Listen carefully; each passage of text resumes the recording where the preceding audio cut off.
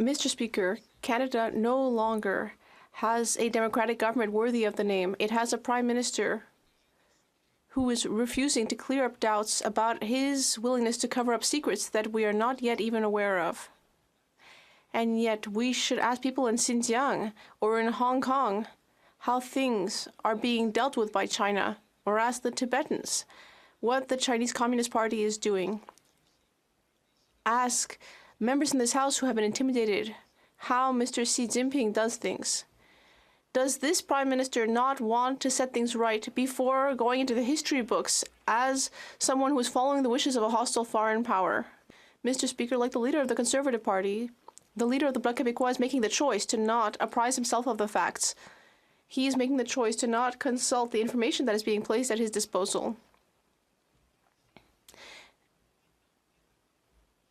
While we may not agree on certain things, we should not be able to disagree on facts. My colleague has a right to his opinions, but not a right to his own facts.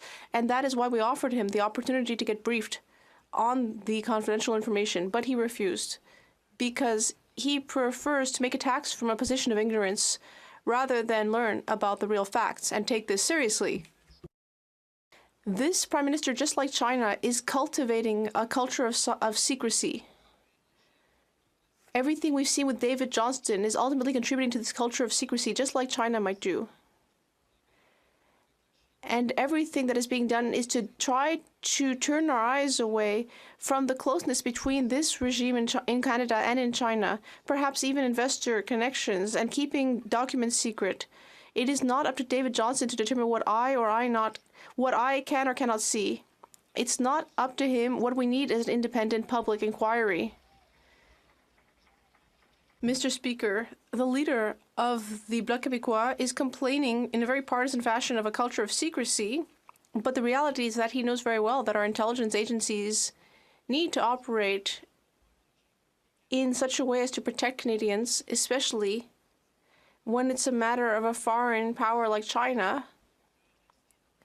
But he's choosing to remain mired in ignorance.